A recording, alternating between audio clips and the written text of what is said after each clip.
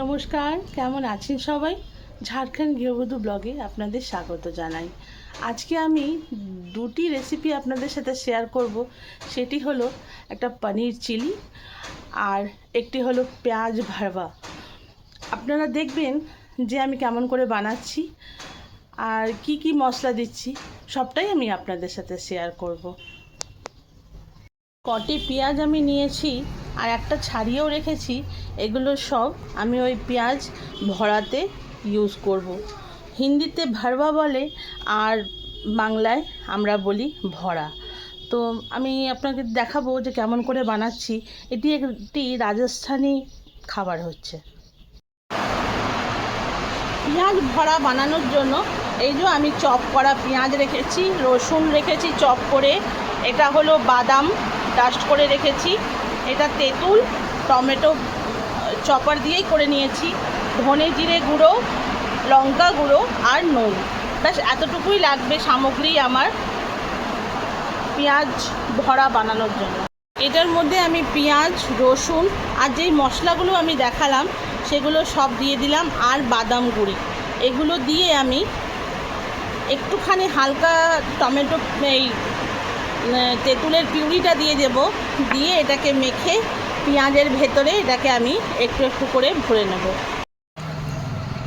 আমি একটুখানি হিং ওর মধ্যে দিয়ে দিলাম। দেওয়ার পর এবার পেঁয়াজ যেটা চপ করে রেখেছি, একটু রসুন, ওগুলো সব আমি দিয়ে দেবো এর মধ্যে আর দিয়ে ভাজতে থাকবো। আর যে মশলাটা ভরার জন্য দিয়েছিলাম সেটাও আমি ওর মধ্যে দিয়ে দিলাম।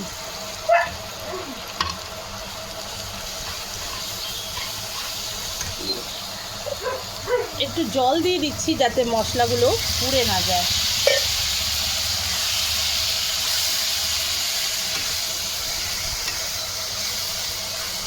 এবার এই টমেটো রেখেছি ক্রাশ করে, সেটাও আমি ওর মধ্যে দিয়ে দিলাম।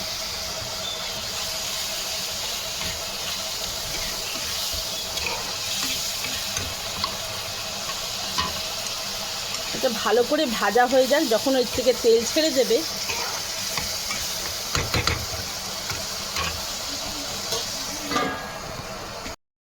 আমার মশলা থেকে তেল ছেড়ে দিয়েছে।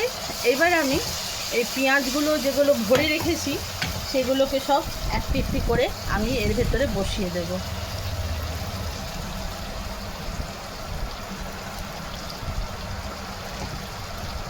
এটি খেতে খুব সুস্বাদু হয়।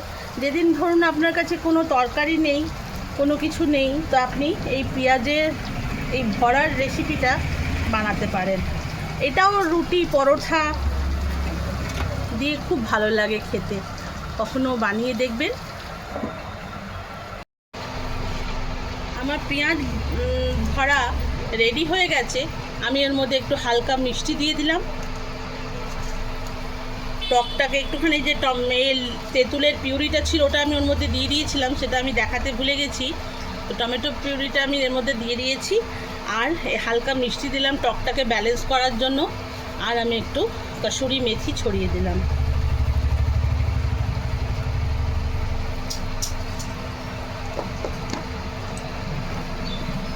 এটা খুব ভালো লাগবে, কখনো বানিয়ে খেয়ে দেখবেন। পরোটা, নান আর ফ্রাইড রাইসের সঙ্গেও এটা ভালো লাগে, কিন্তু এমনি শুধু ভাতের সঙ্গেও, গরম ভাতের সঙ্গেও এটি খুব ভালো লাগে খেতে। একটু মাখা মাখা করব আমি, তাই আমি একটু জল দিয়ে দিলাম।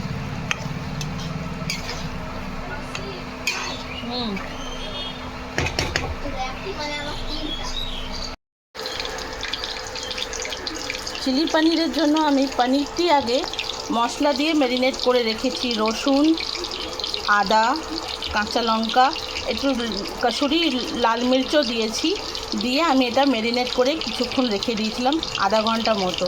তারপরে আমি এই অ্যারারুট আর ডিম দিয়ে একটি ব্যাটার বানিয়েছি।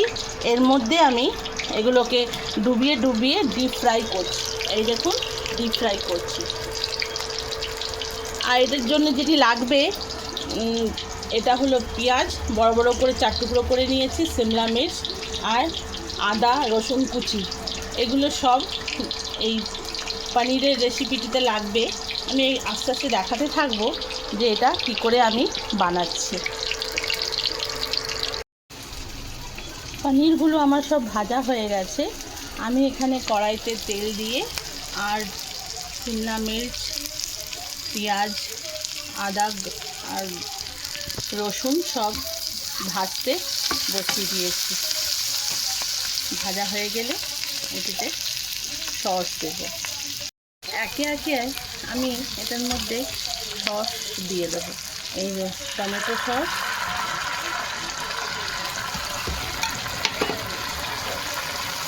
সোয়া সস, টমেটো সসের মধ্যেই আমি চিলি সসটিও মিলিয়ে দিয়েছিলাম, তাই সব দিয়ে এটা আমি একটু নেড়ে চেড়ে নেব। একটু লঙ্কা গুঁড়ি দিয়ে দিলাম ঝালের জন্য।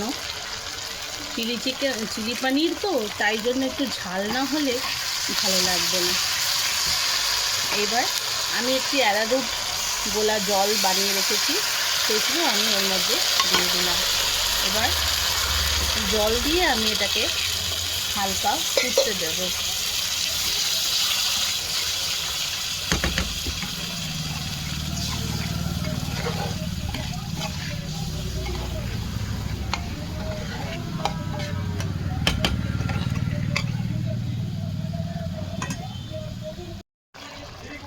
আমার ঝোলটা ফুটে উঠেছে। এবার আমি পনিরগুলো সব এর মধ্যে ছেড়ে দেব। একটু একটু করে নাড়তে থাকবো আর পনিরগুলো সব মিলিয়ে দেব।